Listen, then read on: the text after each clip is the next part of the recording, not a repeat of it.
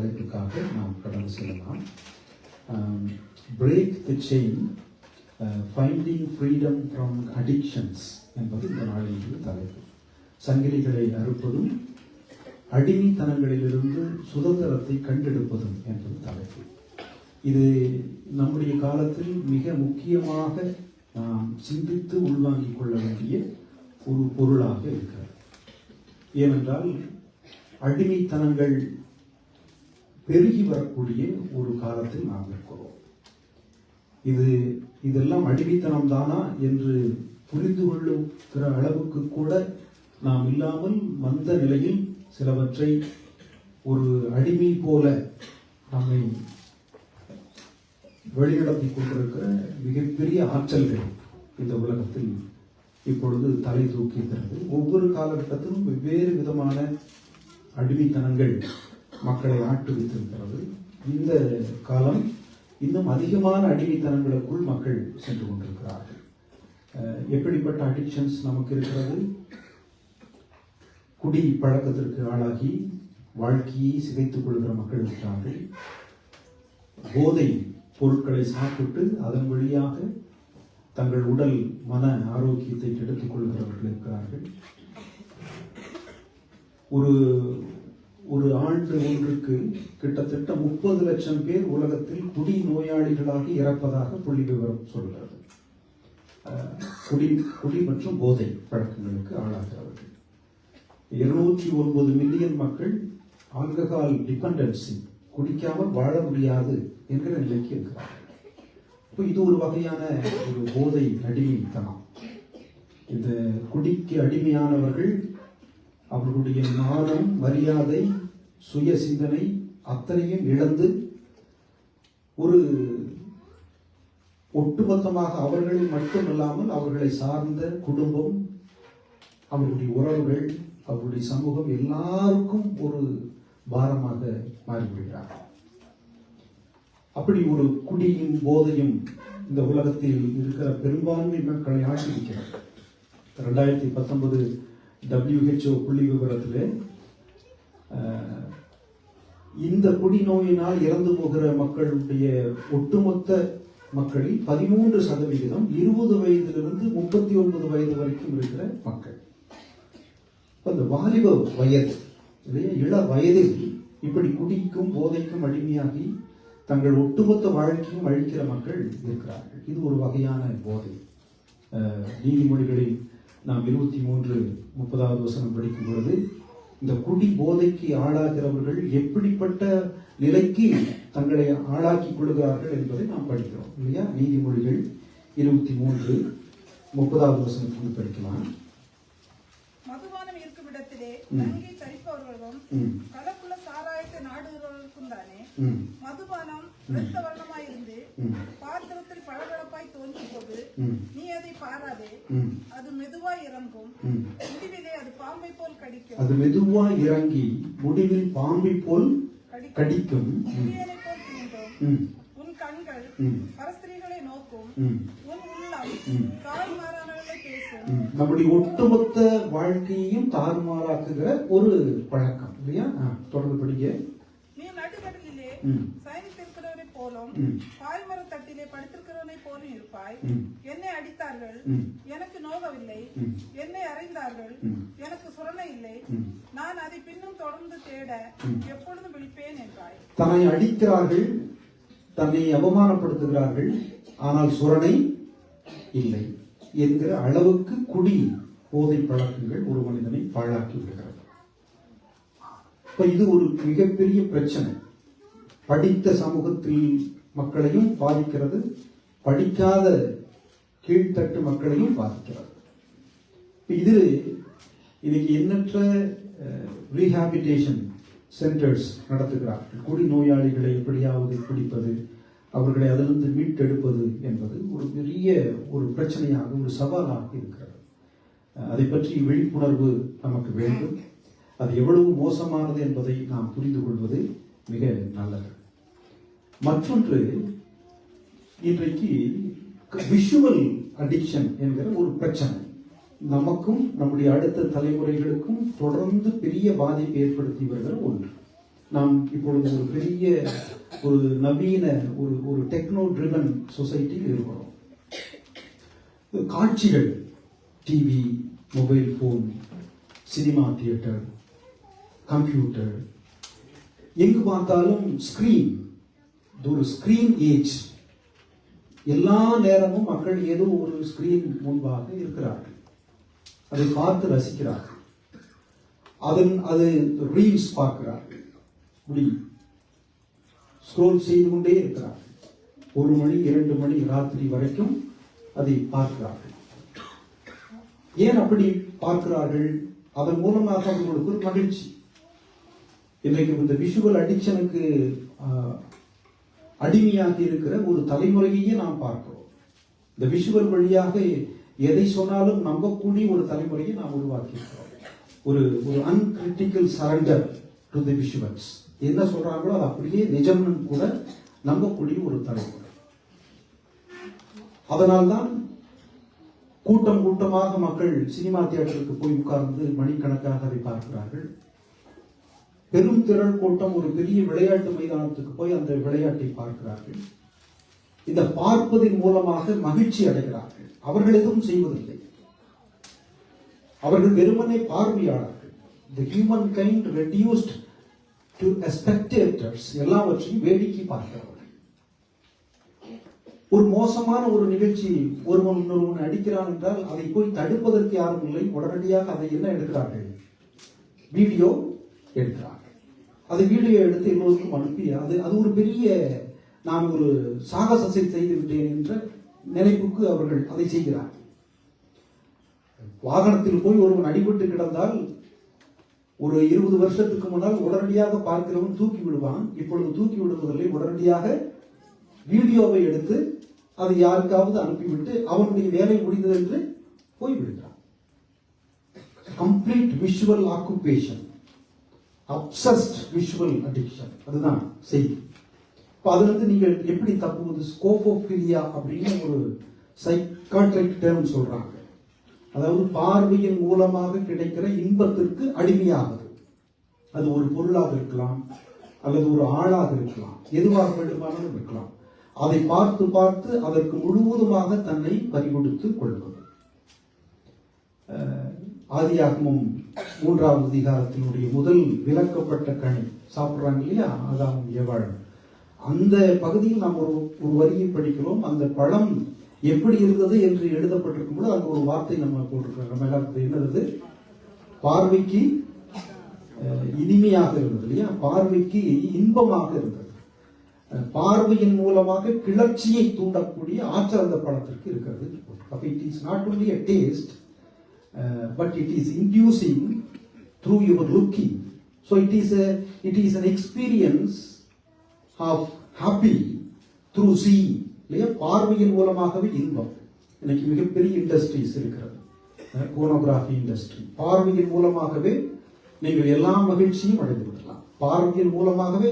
அதனாலதான் ஆண்டவர் சொல்றார், கண் என்பது மிக முக்கியமான ஒன்று. நீங்கள் கேட்டிருப்பீர்கள், விபச்சாரம் செய்யாதே என்று முன்னால் சொன்னார்கள்.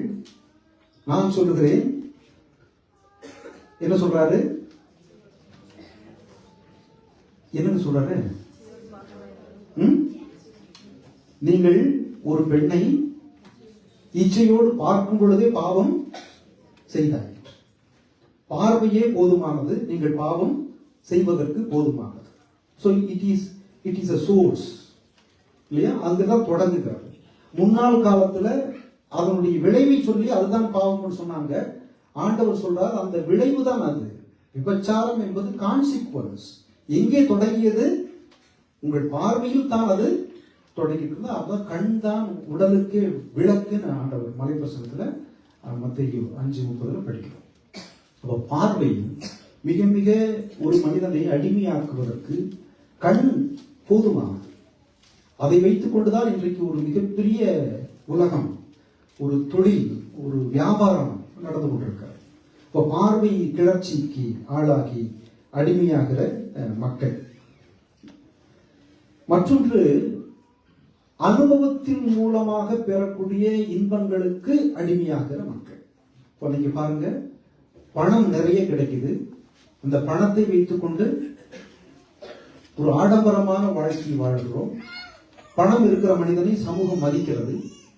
அந்த அந்தஸ்தை அவன் தொடர்ந்து அனுபவிக்கிறான். அந்த அனுபவம் அவனை மறுபடியும் மறுபடியும் பணத்தை தேடி ஓட வைக்கிறது. அப்ப பணம் இருந்தால் இந்த உலகத்தில் எல்லாம் கிடைக்கும் என்று நம்ப வைக்கிறது. தொடர்ந்து ஒரு மனிதன் பணத்தை பின்னால் ஓடிக்கொண்டே கடைசி வரைக்கும் இருப்பதற்கு என்ன காரணம் என்றால், அந்த பணம் கொடுத்த அனுபவம் இருக்கிறது இல்லையா? அந்த பணம் கொடுத்த அந்த சமூக மதிப்பு, மரியாதை, அவன் அனுபவித்த அந்த ஆடம்பரமான வாழ்க்கை, இதெல்லாம் இருக்கிறது இல்லையா? இதை ஒருபோதும் அவன் விட்டுவிட மாட்டான். அப்ப திரும்ப திரும்ப பணம் என்பது ஒரு போதையாக மாறுகிறது. அதே போல அதிகாரத்தை அனுபவித்த மனிதன், அதிகாரத்தினுடைய உச்சத்தில் உட்கார்ந்து இருக்கிற ஒருவனை நீங்கள் எழுப்ப முடியாது. அவன் எந்திரிக்க மாட்டான். ஏனென்றால் அதிகாரம்தான் அவனுடைய போதை. நீங்கள் அதிகாரத்திலிருந்து அவனை கீழே இறக்க விரும்பினால் உடனடியாக உங்களை ஏதாவது செய்து உங்களை தாக்க கூட தயங்க மாட்டான். காரணம், அதிகாரம் கொடுக்கிற போதை என்பது மிக உயர்ந்தது. ஆகவேதான் திருச்சபைகளில் தொடர்ந்து அதிகார போட்டி இல்லையா? அடிதடி எதற்கு நடக்கிறது? யார் முந்தி ஊழியம் செய்வது என்பதற்கு அடிதடியா? எங்க நான் எதுவும் பொய் சொல்றேன்னா? நான் சரியாத்தான் சொல்றேன். அதிகாரம் என்பது மிகப்பெரிய போதை. அந்த போதையை விட்டுவிட்டு அந்த போதையை, அந்த அதிகாரத்தை அந்த அவனிடமிருந்து நீங்கள் மைனஸ் செய்து விட்டால் அவன் செத்து விடுவான். ஏனென்றால் அவன் நினைப்பது என்னென்றால், நான் தான் இந்த அதிகாரத்தில் இருக்க வேண்டும். அதற்கான அதிகார அரசியல், பவர் பாலிடிக்ஸை அவர் செய்வார். ஏனென்றால் அதிகாரம் என்பது போதை. இந்த அதிகாரத்தில் குறிப்பிட்ட காலங்கள் இருந்ததற்கு பிறகு ஒரு அனுபவம் கிடைக்கிறது இல்லையா? அந்த அனுபவத்திற்கு அவன் அடிமையாக விட்டான். அந்த அனுபவத்திலிருந்து நீங்கள் வெளியே அவனை எடுக்க முடியாது. இது ஒரு மிகப்பெரிய பிரச்சனை. இன்னொன்று, காதல் செய்வது ஒரு அடிக்ஷன், லவ் அடிக்ஷன் இல்லையா? ஆணும் பெண்ணும் அன்பு செலுத்திக் கொள்வதில் பிரச்சனை இல்லை. ஆனால் லவ் என்பதை இப்பொழுது அடிக்ஷன் ஆகிறது. அதனாலதான் தற்கொலை செய்து கொள்கிறான், அல்லது இன்னொரு பொண்ணை கொலை செஞ்சிடறான். ஏனென்றால் ஆரம்ப காலங்களில் ஒரு ஆணுக்கும் பெண்ணுக்கும் நடக்கிற ஒரு கவர்ச்சியும் அன்பும் அவர்களை ஒரு ஒரு பாண்டிங்குள்ளாக கொண்டு வந்து சேர்க்கிறது. அவர்கள் இணைந்து வாழ ஆரம்பிக்கிறார்கள். இந்த ஆரம்ப காலத்தில் கிடைத்திருக்கிற அந்த ஹை ஒரு இன்டென்சிவ் ஃபீலிங் இருக்குது பாருங்க, அது ஒரு குறிப்பிட்ட காலம் வரைக்கும் தான் வரும். அதற்கு பிறகு அந்த உறவை எப்படி தொடர ஆரம்பிக்க வேண்டும் என்றால், ஒருவரை ஒருவர் புரிந்து கொள்வது, ஒருவரை ஒருவர் மதிப்பது, ஒருவரை ஒருவர் பாராட்டுவது, ஒருவருக்கான இன்னொருவர் இடத்தை கொடுப்பது என்றுதான் அடுத்த ஷிஃப்ட் நடக்க வேண்டும். ஆனால் அதில் ஒருவர் முதலில் கிடைக்கிற அந்த இன்டென்சிவ் ஃபீலிங் ஆஃப் லவ் இருக்குதுங்களா, ஹனிமூன் பீரியட்ல கிடைக்குது இல்லையா, அது எனக்கு கடைசி வரைக்கும் வேண்டும் என்று இவர் ஒருவர் நினைத்தால் அது கிடைக்க வாய்ப்பில்லாமல் போகும் பொழுது என்ன நடக்கிறது? இவர் டிப்ரஸ் ஆகிறார். தன்னை நேசிப்பதற்கு யாருமே இல்லையே என்று நினைக்கிறார். அந்த இடத்தில் அவர் ஒரு லவ் அடிக்ஷனுக்காக, ஒருவேளை நான் இங்கே எதை தேடினேனோ அது கிடைக்கவில்லை, ஆகவே இன்னொரு இடத்துக்கு போகலாம், இன்னொருவரிடம் அதை தேடலாம் என்று போகிறார். தொடர்ந்து போகிறார். ஏனென்றால் எங்கோ ஒரு இடத்தில் தான் தனியாக இருப்பதாக அவர் உணர்ந்து கற்பனை செய்து கொள்கிறார். ஆரம்பத்தில் கிடைத்த அதே இன்பம் கடைசி வரைக்கும் கிடைக்க வேண்டும் என்று நினைக்கிறார். அது வாழ்க்கை அல்ல. வாழ்க்கை அப்படி கிடைக்காது. வாழ்க்கை என்பது தொடர்ந்து மாறிக்கொண்டே இருப்பது. அடுத்தடுத்த கட்டங்களுக்கு போவதற்கு நம்மை ஆயத்தப்படுத்திக் கொள்ளாமல், முதல் கட்டத்திலேயே நான் இருப்பேன், நீ அது போலவே நடந்து கொள் என்று சொல்லும் பொழுது அங்கே நடக்காமல் போகிற இடத்திலெல்லாம் ஒருவர் பாதிக்கப்படுகிறார், ஒருவர் ஏமாற்றத்துக்குள்ளாக்கப்படுவதாக நினைக்கிறார். இதற்கு பேர் தான் லவ் அடிக்ஷன் என்று சைக்காட்ரிஸ்ட் சொல்கிறார். அவர்கள் பெரும்பாலும் தனியாக இருப்பதாக, ஏதோ ஒரு உறவுக்காக இயங்குகிறவர்களாகவே தங்களை காட்டிக் கொள்கிறார்கள். ஆனால் உண்மை அது அல்ல. ஒவ்வொரு உறவினும் தொடக்கத்தில் இருக்கிற அந்த அந்த அனுபவம் கடைசி வரைக்கும் யாருக்கும் கிடைக்காது என்பதுதான் நிதர்சனம்.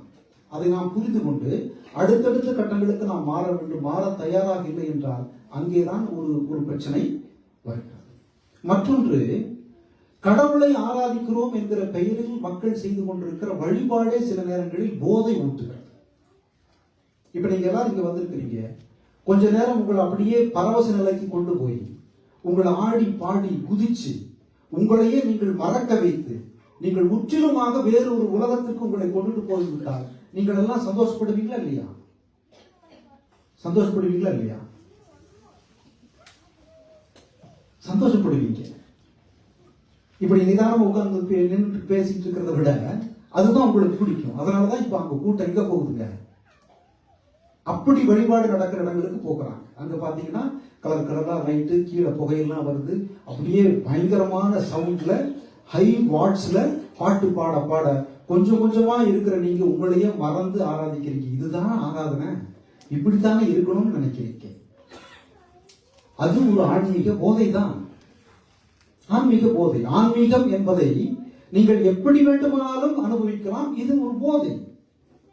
உங்கள் சுயத்தை மறக்க வைக்கிற, உங்கள் பிரச்சனைகளை எல்லாம் மறக்க வைக்கிற ஒரு இடத்திற்கு உங்களை கொண்டு போகிறார்கள். அங்கே ஆராதனை என்பதை எப்படி புரிந்து கொள்கிறார்கள் என்றால், என்னுடைய மன எழுச்சியை தூண்டுகிற ஒரு இடத்திற்கு பெயர் ஆராதனை என்று நினைக்கிறார்கள். என்னுடைய மன எழுச்சி எங்கே எவ்வளவு தூண்டப்படுகிறதோ அந்த அளவுக்கு சிறப்பான ஆராதனை. இப்ப ஆராதனைக்கு போறீங்களா, எப்படி இருந்துச்சு? ஒரு உப்புச்சப்பு இல்லைங்க. ஆவியும், இப்ப நம்ம ஒரு வேர்டு சொல்லுவோம் இல்லையா, ஆவியும் இல்லை ஆனாலும் இல்லைன்னா எதுவுமே நமக்குள்ள தூண்டல. உங்களை தூண்டுறதுக்கு பேர் தான் ஆராதனைன்னு நீங்க புரிஞ்சு வச்சிருக்கீங்க. நீங்கள் தூண்டப்படாததுக்கு காரணம் நீங்கள் தான் என்பதை புரிந்து கொள்ளவில்லை. நீங்கள் தூண்டப்படுவதற்காக செயற்கையாக ஒன்றை செய்தால் அதற்கு பேர் வழிபாடு அல்ல. ஏசாயா 50வது அதிகாரத்தில் 11வது வசனம், நீங்கள் மூட்டிய தீயில் நீங்களே குளிர் காய்கிறீர்கள். தீர்க்க எழுதுறார். ரொம்ப வருஷத்துக்கு முன்னாலே அவருக்கு தெரியுது, கடவுளை வழிபடுகிறோம் என்ற பெயரில் வருகிற மக்களை உணர்ச்சி வசப்பட்டு அவர்கள் அந்த வசனத்தோடு குறைச்சிடலாம்.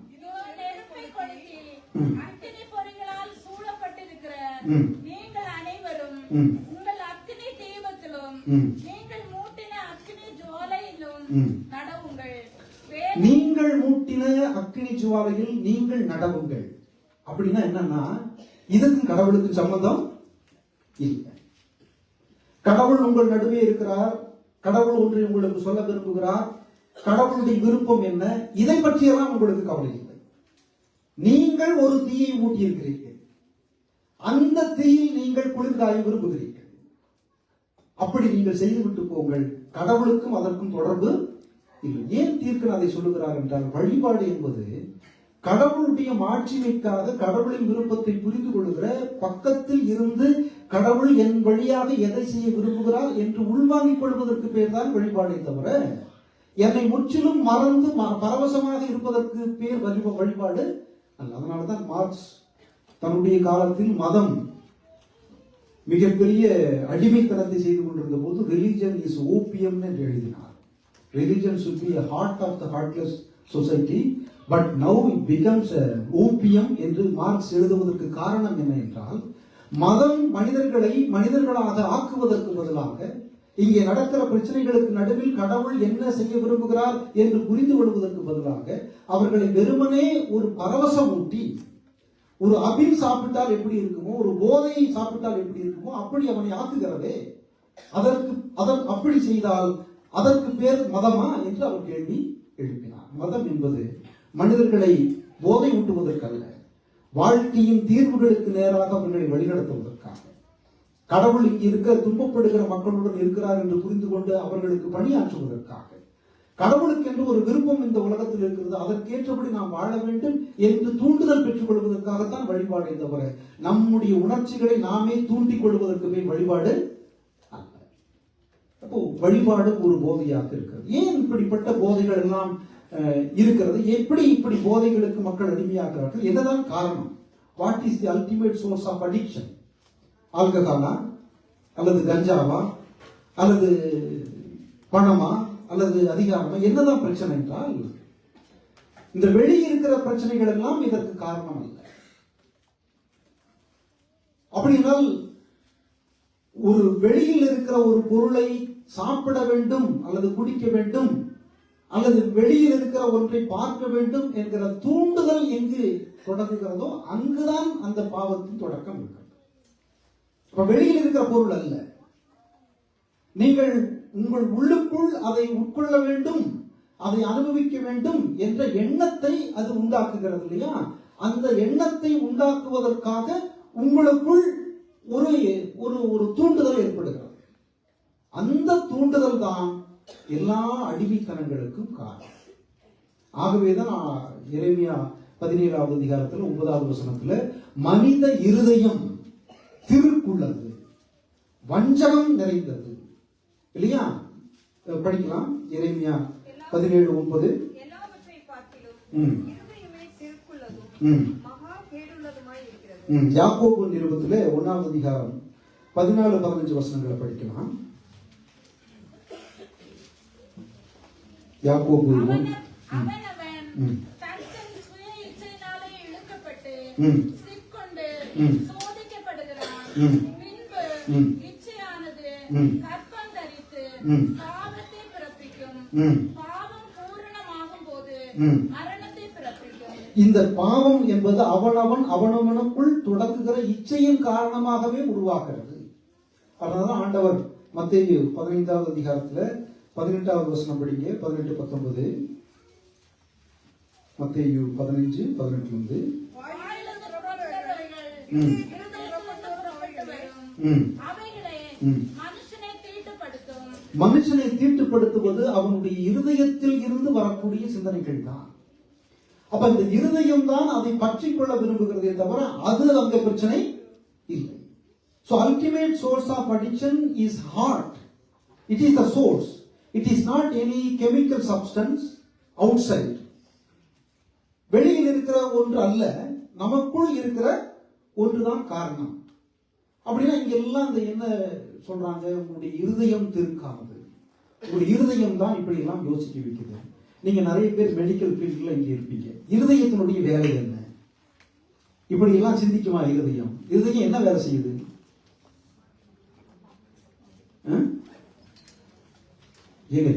என்ன வேணும் உங்களுக்கு தெரியும். ஏங்க இப்படி நடிக்கிறீங்க? இருதயம் ரத்தத்தை பம்ப் பண்ணி உடம்பு முழுக்க அனுப்புற வேலை செய்யுது. அந்த இருதயம் திருக்குன்னு சொல்றாங்க, இது சரியா? அந்த இருதயம் திருக்கானதா? அது வஞ்சனைகள் எல்லாம் செய்யுமா? அது ரத்தத்தை பம்ப் பண்ணி எல்லாத்துக்கும் அனுப்புறதுதான் பெரிய பிரச்சனை. எல்லாத்துக்கும் கார்டியாக் அரெஸ்ட் செஞ்சுட்டு இருக்கிறாங்க. அது மோசம்னு சொன்னா அது மோசம் இல்லை. இருதயம் என்று சொல்லுகிற சொல் எதை பற்றியது என்றால், ஒரு மனிதனுடைய உள்ளார்ந்த ஒரு உணர்வு இருக்கிறது. அவனை செயல்படுவதற்கு, அவனை கட்டுப்படுத்துவதற்கு ஒரு உள்ளாக ஒரு தூண்டுதல் இருக்கிறது. அதை இருதயம் என்று சிம்பாலிக்காக சொல்லுகிறார்கள். It is a figurative word. இல்ல, அது ஒரு உருவகம், ஒரு அடையாளம். ஹீப்ரு தாட்ல இருதயம் என்பதிலிருந்து தான் எல்லாம் வருகிறது என்று புரிந்து கொண்டார்கள். நீங்க சீனா கன்ஃபியூஷியஸ் எல்லாம் படிச்சீங்கன்னா தெரியும். சீனாவுல நம்முடைய எல்லா சிந்தனைகளும் வயிறிலிருந்து உருவாகுதுன்னு நம்புறாங்க. ஹீப்ரு கல்ச்சர் எப்படி இதயத்திலிருந்து எல்லாம் வருகிறது எழுதுறாங்களோ, அவங்க வயிறிலிருந்து வருதுன்னு எழுதுறாங்க. அது நீங்க பொய்னு சொல்றீங்களா? அது கொஞ்சம் உண்மை இருக்குது. ஏன் அப்படி சொல்றேன்னா, இந்த செரட்டோனின் என்கிற ஹாப்பினஸ் ஹார்மோன் இருக்கு இல்லைங்களா? உங்களுக்கு எல்லாத்துக்கும் தெரியும். நான் சந்தோஷமாக இருப்பதற்கு தான் குடிக்கிறேன், சந்தோஷமாக இருக்கிறது தான் போதை எடுத்துக்கிறேன், சந்தோஷமாக இருக்கிறதுக்கு தான் பிஸாவை சாப்பிடுறேன். ஏன் இதெல்லாம் சாப்பிட்டு எனக்கு சந்தோஷம் வருதுன்னா, இதையெல்லாம் சாப்பிடும் போது எனக்குள்ள செரட்டோனின்ங்கிற ஒரு ஹார்மோன் சுரக்க வைக்குது. இந்த செரட்டோனின் சுரக்கணும்னா என்ன தேவைப்படுதுன்னா, அதுக்கு சில நுண்ணுயிர்கள் வேலை செய்ய வேண்டியிருக்குது. இந்த செரட்டோனினை சுரக்க வைக்கிற 90% நுண்ணுயிர்கள் மூளையில் இல்லை, அது குடலில் இருக்கிறது. எங்க இருக்குங்க? குடலில் இருக்கிறது. அதனாலதான் நீங்கள் ஒன்றை சாப்பிட்டு உங்களுக்கு பிடிச்சதுன்னா திரும்பவும் அதை சாப்பிடவே அப்படிங்கிற அந்த சிக்னலை இந்த குடலில் இருக்கிற 90% இருக்கிற நுண்ணுயிர்கள் தான் மூளைக்கு அனுப்புகிறது. இதுவரைக்கும் நாம நினைச்சிட்டு இருந்தோம் மூளை தான் எல்லாத்தையும் கெடுக்குதுன்ட்டு. ஹீப்ரு கல்ச்சர்ல எப்படி இருதயம் தான் எல்லாத்தையும் கெடுக்குன்னு சொல்றாங்க. அது மாதிரி நாம மனம், மூளை இப்படி எல்லாம் சொல்லிட்டு இருந்தோம் இல்லையா? இப்ப ரீசெண்டா நான் சொல்றது சைக்கோபயாட்டிக் ரிவல்யூஷன் அப்படின்னு ஆண்டர்சன் எழுதின ஒரு ஆய்வு புஸ்தகத்துல சொல்றாரு. ஒரு மனிதன் எதை சாப்பிட வேண்டும், எப்படி சிந்திக்க வேண்டும் என்பதை முழுக்க முழுக்க அவனை கட்டுப்படுத்துகிற நுண்ணுயிர்கள் அவனுடைய குடலில் தான் இருக்கிறது. ஆகவேதான் இந்த கிரேவிங், நீங்கள் இதை குடிக்க வேண்டும் என்கிற கிரேவிங்கை கொடுப்பது என்பது உங்கள் குடலில் இருக்கிற நுண்ணுயிர்கள் என்று அவர் சொல்கிறார். இதை மருத்துவ உலகம் ஏற்றுக்கொண்டிருக்கிறது. அப்படியானால் இங்கே இருதயம் திருக்கானது, மோசமானது அப்படின்னு சொல்வதற்கெல்லாம் பொருள் என்ன? ஆண்டவர் ஒரு இடத்துல, நீங்கள் உங்களுடைய கை உங்களுக்கு இடர்கள் உண்டாக்கினால் அதை வெட்டி போடுங்கள், 2 கையோடு நீங்கள் போவதை விட ஒரு கையோடு போவது நல்லதுன்னு சொல்றாரு. அப்படின்னா இதுக்கெல்லாம் என்ன பொருள்? கை என்ன செய்யும்? கை தானா போய் ஏதாவது செய்யுமா? இதெல்லாம் என்ன சொல்ல வருது அப்படின்னா, வெளியில் நடக்கிற ஒரு மனிதனுடைய மோசமான நடவடிக்கைகள், அவனுக்குள் இருக்கிற அருவருப்பான இச்சை, இதற்கெல்லாம் காரணம் வெளியில் இருக்கிறது அல்ல, உள்ளுக்குள் அவனுக்குள்ளாகவே இருக்கிற ஒன்றுதான் காரணம். அது இருதயமாக, கையாக, வாயாக, குடலாக, எது வேண்டுமானாலும் இருக்கலாம். நமக்குள் ஒன்று இருக்கிறது. There is something inside us which decides our thoughts, which take a control over us. நம்மை முற்றிலுமாக கட்டுப்படுத்துகிறது. போதை என்பது வேறு ஒன்றும் இல்லை. எனக்கு எது இன்பமோ அதை திரும்ப திரும்ப செய்து செய்து செய்து முழுக்க நான் அதற்கு என்னை பறிகொடுத்துக் கொள்வதற்கு பெயர் தான் அடிக்ஷன். அதுக்கு பேர் தான் அடிக்ஷன். இது எதுவாக வேண்டுமானாலும் இருக்கலாம்.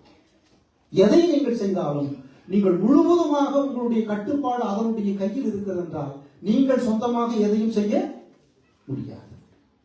ரோமர் 7ஆம் அதிகாரத்துல பவுல் எழுதுறாரு இல்லைங்களா, நான் ஒன்றை செய்ய நினைக்கிறேன், ஆனால் என்னால் அதை செய்ய முடியவில்லை. இல்லையா? படிக்கலாம். ரோமர்.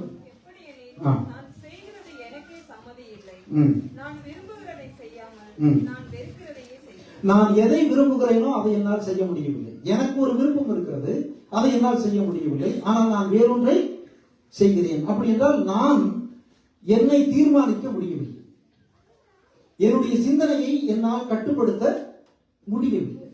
அப்ப இந்த நிலைமைக்கு என்ன காரணம்? இந்த நிலைமைக்கு என்ன பிரச்சனை?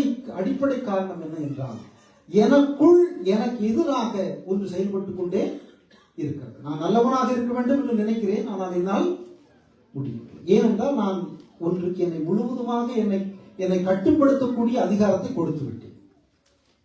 அதற்கு பிறகு நான் என்ன செய்வேன் என்பதை நான் சொல்ல தேவையில்லை, அது சொல்லுகிறபடி எல்லாம் தான் நான் செய்கிறேன். சில நேரங்களில் எனக்கு அது பிடிப்பதில்லை, நான் பிடித்து அதை செய்யவில்லை, ஆனால் அதை செய்வதற்காக நான் முயற்சி செய்தாலும் அதை செய்யாமல் இருக்க நான் நினைத்தாலும் என்னால் அப்படி இருக்க முடியவில்லை என்கிற இடத்திற்கு பேர் தான் அடிமை தான்.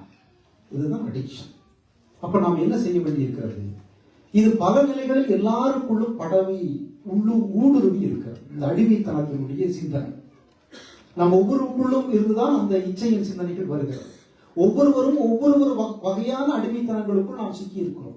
இப்பொழுது அந்த அடிமைத்தனத்திலிருந்து வெளிவருவதற்கு என்ன செய்ய வேண்டும் என்று சிந்திக்கும் பொழுது முதல் செய்தி, வெளியில் இல்லை பிரச்சனை, நமக்குள் தான் இருக்கிறது என்பதை நாம் கண்டுகொள்ள வேண்டும். முதலாவது, நாம் நம்மை நேசிக்க தொடங்க வேண்டும். நாம் நம்மை நேசிப்பது என்பதுதான் ப்ரீ கண்டிஷன். ஆண்டவர் சொன்னார் இல்லையா, உன்னை போல் பிறனையும் நேசி என்று சொன்னார். முதலாவது உன்னை போல் நீ பிறனையும் நேசி என்று சொல்லும்போது உன்னை நீ நேசித்திருக்க வேண்டும். நீ உன்னை நேசிக்க வேண்டும். நீ இன்னொருவனை சார்ந்து வாழ, இன்னொருவனுடைய அன்புக்காக எப்போதும் ஏங்கி காத்திருக்கிற, அல்லது இதை எடுத்து சாப்பிட்டால்தான் எனக்கு நான் சரியாக இருப்பேன் என்று இன்னொன்றை நம்பி வாழாதே. நீயே உன்னை செல்ஃப் எஸ்டீம் பர்சனாலிட்டியாக மாற்று. உங்களை எதையும் அடிமைத்தனம் செய்வதற்கு விடாதீர்கள். எதுவாக வேண்டுமானாலும், நீங்கள் நெருங்கிய உறவாக இருந்தாலும் கூட அந்த உறவு உங்களை மீது அடிமைத்தனம் செய்வதற்கு விட்டுவிடாது. முதலாவது உங்களை நேசியுங்கள். இன்றைக்கு நம்ம படிச்சோம் இல்லைங்களா, 5வது அதிகாரம் மார்க்ல, தன்னை தானே காயப்படுத்திக் கொள்கிற, ராத்திரி பகலாக ஓடி ஓடி கத்துகிற, சங்கிலிகளால் கட்டி போட்டாலும் அடக்க முடியாத ஒரு மனிதன், அவன் உறவுகளோடு இல்லை, கலவையில் இருக்கிறான், செத்துப்போன வாழ்க்கை வாழ்கிறான். ஏன்? அவனை வெறுக்கிறான். அவனுக்குள்ளாகவே பலராக இருக்கிறோம் என்று சொல்லுகிறான். இப்படி ஒரு மல்டிபிள் டிசார்டருக்குள் ஒரு மனிதன் மாறுவதற்கு என்ன காரணம் என்றால், அவன் தன்னை பற்றிய ஒரு சுய மரியாதை அல்லது சுய அன்பு அவனுக்குள் இல்லாமல் போய்விட்டது. கிறிஸ்துவர்களாக இருக்கிற நாம் முதலாவது கடவுளுடைய படைப்பில் நாம் மிகப்பெரிய ஒரு கிரீடம், இல்லையா? ஆண்டவர் சொல்றாரு இல்லையா, இத்தனை நீங்கள் அந்த காட்டு பறவைகளை எல்லாம் பாருங்கள், ஆகாயத்து பறவைகளை, இதையெல்லாம் விட விசேஷித்தவனாக நான் உங்களை உருவாக்கி இருக்கிறேன் என்றால், படைப்புகளிலேயே மனிதன் என்பவன் உயர்ந்த இடத்தில் இருக்கிறான். The human is a crown of creation. நாம் தான் படைப்புகளிலேயே உயர்ந்தவர்களாக இருப்பதாக சொல்லுகிறோம். அப்படித்தான் கடவுள் படைத்தார். ஆனால் நமக்கு அது நம்பிக்கை இல்லை. நாம் நம்மை மதிப்பதில்லை. நாம் ஏதோ ஒன்றுக்கு பின்னாக பறிகொடுத்து விடுகிறோம். மணிக்கணக்காக ஏதோ ஒன்றுக்கு பின்னால் ஓடுகிறோம். அதுதான் இன்பம் என்று நினைக்கிறோம். நீங்கள் இந்த தலைமுறை ஜென்சி என்கிற தலைமுறை நீங்க பார்த்தீங்கன்னா, அவங்க சும்மா இருக்க மாட்டேங்கிறாங்க. ஒரு நிமிஷம் கூட சும்மா இருக்க மாட்டாங்க. நீங்க பார்த்துக்கிட்டு தெரியுங்களா, நம்ம பிள்ளைங்களை பார்த்துக்கிறோம். என் பையன்கள் அப்படித்தான். ஸ்டில்னஸ் அப்படிங்கிறது ஒரு மிகப்பெரிய பிரச்சனையா இருக்குது. அடங்கி ஒரு இடத்துல உட்காரவே அவனால முடியல. எப்போதும் எதையாவது செஞ்சுக்கிட்டே இருக்கணும்னு நினைக்கிறான். ஆனா வீடியோ போட்டா என்ன செய்யறான், அப்படியே அவனுக்குள்ள எதுவும் செயல்படுறது, அப்படியே அரெஸ்ட் ஆகி உட்கார்ந்து 1 மணி நேரம் 2 மணி நேரம். ஏன், எப்படி இது நடக்கிறது? நமக்கே இருக்கிறது. நாமே இதைத்தான் செய்யறோம் இல்லையா? எங்க போனாலும் நாம மொபைல் போன் இல்லாம இருக்கிறது இல்லை. இன்னைக்கு மொபைல் போன் தான் நம்முடைய உலகம். மொபைல் போன் இல்லாமல் நாம் எங்கேயாவது வெளியே போய்விட்டால் நம்முடைய உலகமே இருண்டு விடுகிறது. ஏனென்றால் எப்பொழுதும் நம்ம கையில் என்ன இருக்கணும், மொபைல் டிபெண்டன்சி தான் நாம் ஒவ்வொருவரும் இருக்கோம். ஏனென்றால் அத்தனை இதற்கு முன்னால் பயன்படுத்த எத்தனையோ ஆயிரக்கணக்கான பொருட்களை எல்லாம் அதற்குள்ள நம்ம கொண்டு வந்துட்டோம். வாட்ச் உட்பட எல்லாத்தையும், கேமரா உட்பட அதுக்குள்ள கொண்டு வந்துட்டோம். அப்ப அந்த பொருள் தான் நமக்கு உலகத்திலேயே உயர்ந்தது என்று நினைக்கிறோம். அதற்கு முழுவதும் சார்ந்து இருக்கும். அது இல்லாமல் இருந்தால் நம்மால் காலை எழுந்தவுடன் அதைத்தான் பார்க்கிறோம். அதைத்தான் நம்ம பார்க்கிறோம். காலை எழுந்தவுடன் அதை பார்த்து இன்னைக்கு என்ன நல்ல நல்ல நல்ல நாளா இல்லையா? மொபைல் போன் தான் நம்முடைய ஒட்டுமொத்த உலகம். இதை எப்படி மாற்ற போகிறோம்? முழுவதுமாக ஒரு தொழில்நுட்பத்திற்கு நம்மை சரணாகதிகள் செய்து கொள்ளுகிறோமே, இது சரியா? நான் கடவுளுடைய படைப்பு இல்லையா? கடவுளை சார்ந்து இருக்க வேண்டாமா? கடவுளை சார்ந்திருக்க வேண்டிய வாழ்க்கையை நான் அந்த இடத்திற்கு இன்னொன்றை கொடுப்பதற்கு பேர் தானே உருவ வழிபாடு. அடால்ட்ரி என்றால் என்ன? உருவத்தை வழிபடுவது என்றால் என்ன? நான் கடவுளுடைய மனிதன், கடவுளால் படைக்கப்பட்டவன், கடவுளை சார்ந்து இருக்க வேண்டியவன். கடவுளை சார்ந்திருப்பதற்கு பதிலாக நான் ஏதோ வேறு ஒன்றை சார்ந்திருப்பது, ஆல்கஹாலை சார்ந்திருப்பது, அல்லது ஒரு போதைப் பொருளை சார்ந்திருப்பது, அல்லது ஏதோ ஒரு மனிதனை சார்ந்திருப்பது, அல்லது ஏதோ ஒரு டிவைஸை சார்ந்திருப்பது, இத்தனையும் உருவ வழிபாடா இல்லையா? உருவ வழிபாடா இல்லையா? பவுல் எழுதுறார் இல்லையா, கொரிந்தியருக்கு எழுதும் பொழுது, நீங்கள் எதை குடித்தாலும் எதை உண்டாலும் கடவுளின் மகிமைக்கென்றே செய்யும். அப்படின்னா குடிப்பதும் உண்பதும் கடவுளின் மகிமைக்காக செய்ய வேண்டும் என்றால், கடவுளின் மாட்சிக்காகத்தான் எல்லாவற்றையும் செய்வது என்றால், ஒட்டுமொத்தமாக கடவுளுக்குரிய அந்த இடத்தை நாம் எப்படி இன்னொரு பொருளுக்கு, ஒரு நவீன தொழில்நுட்பத்திற்கு கொடுக்க முடியும்? அதை நாம் யோசித்து பார்க்க வேண்டும். அப்படி நாம் முழுவதுமாக ஒன்றுக்கு அடிமையாகும் பொழுது அது நம்மை சிதைக்கிறது, நம்மை ஒன்றுமிற்றவர்களாக ஆக்குகிறது, மனித மரியாதையற்ற நிலைக்கு நம்மை அது தாழ்த்தி விடுகிறது. அதற்கு பிறகு அது இல்லாமல் நான் இருக்க முடியாது என்கிற நிலைக்கு நாம் வருகிறோம். எல்லா இடத்திலும் மிக கவனமாக இருக்க வேண்டியது, நாம் எதை உண்கிறோம், எதை உடுக்கிறோம், எதை குடிக்கிறோம், எதை சார்ந்திருக்கிறோம் என்பதை பற்றிய எப்பொழுதும் கான்சியஸாக வாழ்வது. அரண்மனைக்குள்ளாகவே இருந்தாலும் அரண்மனை சாப்பாட்டை சாப்பிடாமல் இருக்க தெரிந்து கொள்வது தான் தானியேல் புத்தகத்தில் படிக்கிறோம். நாம் இருக்கிற சூழல் என்பது அரண்மனை தான். இங்கே அரண்மனையில் இருக்கிற அரசன் அரண்மனையில் இருக்கிற சாப்பாட்டை, அரசன் சாப்பிடுகிற சாப்பாட்டை அவங்களுக்கு கொடுக்கும் பொழுது கூட அது வேண்டாம் என்று சொல்ல தெரிகிறது இல்லையா தானியேலுக்கு? என்ன காரணம்? ஏனென்றால் எதை சாப்பிட வேண்டும் என்பதை நான் தான் தீர்மானிக்கிறேன். இன்றைக்கு நாம் தீர்மானிக்க முடியாது. இன்றைக்கு அப்படி இருக்குதுங்களா? நாம் எதை சாப்பிட வேண்டும் என்பதை ஏற்கனவே சில கம்பெனிகள் தீர்மானித்து விட்டது. அது ஏற்கனவே நம்முடைய வயிற்றுக்குள் போய்விட்டது. அதுதான் திரும்ப திரும்ப கேட்டுக்கிட்டே இருக்குது, நீ அதை கொடு. ஏன் நான் ஏற்கனவே இந்த சொன்ன பார்த்தீங்களா, இந்த மைக்ரோவ்ஸ், எதை நீங்கள் டேஸ்டாக சாப்பிட்டு முடித்தீர்களோ அதை திரும்பவும் சாப்பிட வேண்டும் என்று கேட்க வைக்கும். நீங்கள் செய்ய முடியாது. அதை சாப்பிட மாட்டேன்னு கொடுங்க, இல்லாமல் இருக்க முடியாது. ஏனென்றால் அந்த அளவுக்கு அந்த உணவுக்கு நாம் அடிமையாக நாம் மாறி இருக்கிறோம். நம்முடைய குழந்தைகளையும் மாற்றி வருகிறோம். இந்த உணவு எனக்கு வேண்டாம், எனக்கு எளிமையான உணவு போதும் என்று சொல்லி ஆனால் வந்து பார்த்தபோது மற்றவர்களைப் போலவே தாங்களும் அவர்களை விட கலையாக இருந்தார்கள் என்று நாம் அங்கே படிக்கிறோமே. இந்த தானியேல் புஸ்தகத்தை படிக்கும் போது ஒன்றை புரிந்து கொள்ள வேண்டும். அரசன் ஏன் அவனுடைய சாப்பாட்டை சாப்பிட வைக்கிறான்? அரசன் ஏன் அவர்களுடைய பெயர்களை எல்லாம் மாற்றுகிறான்? அவனுடைய திட்டம் ஒன்று இருக்கிறது. இவர்களெல்லாம் அடிமைகள். இந்த அடிமைகளை பிடித்துக் கொண்டு வந்து எங்களுடைய பெயர்களை வைப்போம், எங்களுடைய பாஷையில் பெயர்களை வைப்போம், அவர்களுடைய சொந்த அடையாளங்களை அழித்து விடுவோம், அவர்களுடைய உணவு கலாச்சாரம் உட்பட்ட எல்லாவற்றையும் அழித்து விடுவோம். எங்களுடையதை எல்லாம் அவர்கள் செய்யும் பொழுது அதற்கு பிறகு அவர்கள் எங்களை சார்ந்த அடிமைகளாகத்தான் இருப்பார்கள். அவர்கள் சுய சிந்தனையற்றவர்களாக, அவர்கள் சுய அடையாளமற்றவர்களாக அழிப்பதுதான் அரசனின் திட்டம். இந்த புத்தகத்தை நீங்க படிக்கும் பொழுது அது ஒரு அப்போகலிப்டிக் லிட்ரேச்சர்னு புரிஞ்சுட்டு படிக்கணும். அந்த கான்டெக்ஸ்ட் என்பது ஹெலனைசேஷன் சொல்ற கிரேக்க மயப்படுத்தப்படுவது. எல்லாரும் கிரேக்கம் பேச வேண்டும், கிரேக்க பெயர் வைத்துக் கொள்ள வேண்டும், கிரேக்க உணவுகள் சாப்பிட வேண்டும் என்று எல்லாம் கிரேக்க மயப்படுத்தப்பட வேண்டும் என்கிற அரசனுடைய அஜெண்டா.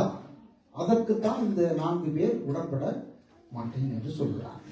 கடைசி வரைக்கும் அதற்கு உடன்படாமல் வாழ்ந்து காட்டுகிறார்கள். அவர்களோடு கடவுள் இருக்கிறார். இன்றைக்கு அடிமைத்தனங்களுக்குள் இந்த உலகம் செல்லும் பொழுது இந்த கூட்டத்தோடு கூட்டமாக சேர்ந்து அவைகள் செய்கிற அதையே நாம் செய்து இந்த உலகத்திற்கு, பிரபஞ்சத்திற்கு ஒத்த வேஷம் தரித்த ஒரு கிறிஸ்துவ சமூகமாக நாம் மாறிவிடும் பொழுது நாம் ஒருபோதும் சுதந்திரத்தை அனுபவிக்க முடியாது. We cannot find any kind of freedom. Addiction என்பது உங்களுக்கு தெரியாமையே நமக்குள் வந்து சேர்ந்திருக்கிற ஒன்று, நம்மை முழுவதுமாக கட்டுப்படுத்தக்கூடிய ஆற்றல் உள்ள ஒன்று. நாம் கடவுளின் மக்கள் என்று புரிந்திருந்தால், கொலோசியர் 3வது அதிகாரத்தில் படித்தது போல, நீங்கள் கிறிஸ்துவுக்குள் உயிர்த்தெழுந்திருந்தால் நீங்கள் இந்த கீழானவைகளை நாட மாட்டீர்கள், மேலானவைகளை நாடுவீர்கள். மேலானவைகள் என்றால் கடவுளுக்கு உரியவைகளை, இல்லையா? கடவுளுக்குரியவைகளை நீங்கள் நாடினால் இந்த உலகத்தினுடைய விபச்சாரம், வேசித்தனம், பொய், இச்சை, தீமை, பாவம், இன்னும் வரிசையா அவர் ஒரு பெரிய லிஸ்ட் கொடுக்கிறாரா, எல்லாவற்றிலும் இருந்து விலகி விடுதலை பெற்ற வாழ்க்கையை வாழ வேண்டும் என்றால் இந்த உலகம் செய்கிறவற்றை நீங்கள் செய்யக்கூடாது. இந்த உலகத்திலிருந்து வேறுபட்ட மக்களாக நீங்கள் இருக்க வேண்டும். நமக்கு தெரியும், இந்த தொழில்நுட்ப யுகத்திலிருந்து நாம் தப்பித்து எங்கும் காட்டுக்குள் போய் வாழ முடியாது. செல்போன் இல்லாமல் உலகத்தில் இனிமேல் வாழ முடியாது.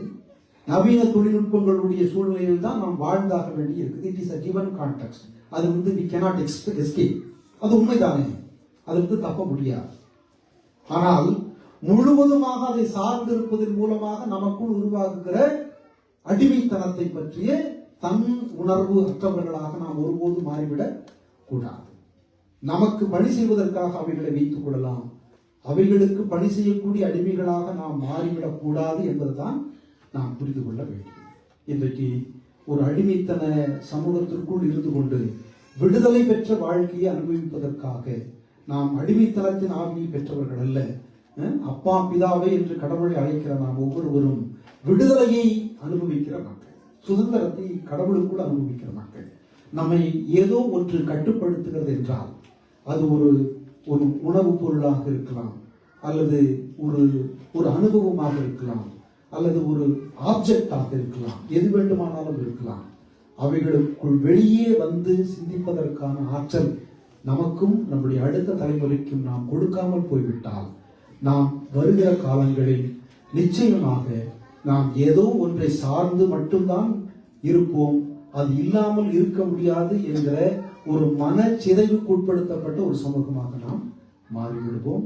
மீண்டும் அந்த தி ஃப்ரீடம் கான்சியஸ்னஸ் என்பதை நாம் எடுத்துக்கொண்டு எத்தகைய நிலைகளிலும் நான் எனக்கென்று ஒரு இடம் இருக்கிறது, அது எனக்கு மிக நெருக்கமாக உறவாக ஒருவர் இருந்தாலும் கூட அவர்கள் என்னை அடிமையாக ஆக்குவதற்கு நான் விடமாட்டேன் என்று சொல்லுகிற நிலைக்கு நாம் தயாரானால் ஒழிய இந்த சமூகம் நம்மை விடாது. அப்ப அடிமைத்தனத்தினுடைய சங்கிலிகளை முறிப்பதற்கும் விடுதலையை கண்டுகொள்வதற்கும் நமக்கு கிறிஸ்து நம்மோடு இருக்கிறார். கிறிஸ்து நம் ஒவ்வொருவரையும் நேசிக்கிறார். அசுத்தாவிகள் பிடித்த மக்களை தேடி செல்கிறார், மன ரீதியாக பாதிக்கப்பட்ட மக்களை தேடி செல்கிறார். அந்த பகுதியில் சொல்லும் பொழுது இரக்கத்தினால் அவரை விடுவிக்கிறார். அவர் மறுபடியும் தன்னை சார்ந்து வாழ வேண்டும் என்று விரும்பித்தான் அவன் கேட்கிறான், நான் உங்க கூடயே வந்துட்டுமான்னு கேட்கிறான் இல்லைங்களா? அந்த அசுத்தாவை பிடித்தவன் நான் உங்களோடய வந்துட்டோம்னா அதுதான் அவனுடைய மனநிலை. எப்பொழுதும் யாரோ ஒருவனை சார்ந்து இருக்கக்கூடிய பலவீனமான மனிதன். அவர் என்ன சொல்லி அனுப்புகிறார் என்றால், நீ உன்னுடைய குடும்பத்துக்கு போ, நீ யாரையும் சார்ந்திருக்காதே, உன்னை சார்ந்தவர்களை நீ போய் பாதுகாத்துக்கொள் அனுப்புகிறார். அவன் அந்த தெக்கப்போலி முழுவதும் போய் நற்செய்தி அறிவிக்கிறான். விடுதலை பெற்றான். அந்த விடுதலையை அவன் அறிவித்தான். விடுதலையின் வாழ்க்கையை அவன் வாழ்ந்தான். இன்றைக்கு நாமும் நம்மை பிடித்திருக்கிற அத்தனை அடிமைத்தனங்களையும் அடையாளம் கண்டுகொள்வோம். இன்றைக்கு விதிவிலக்கில்லாமல் எல்லோரும் ஏதோ ஒரு வகையான அடிமைத்தனங்களுக்குள் சிக்கி இருக்கிறோம்.